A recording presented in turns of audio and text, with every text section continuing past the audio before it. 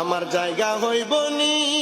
আমার মরা লাশের লাইগা মসজিদের পাশে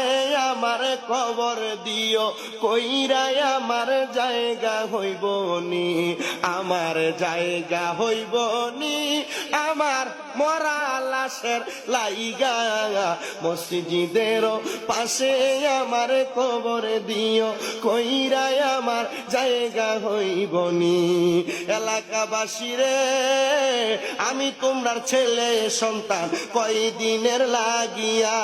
মরার পরে সবাই আমায় যাবে রে বলিয়া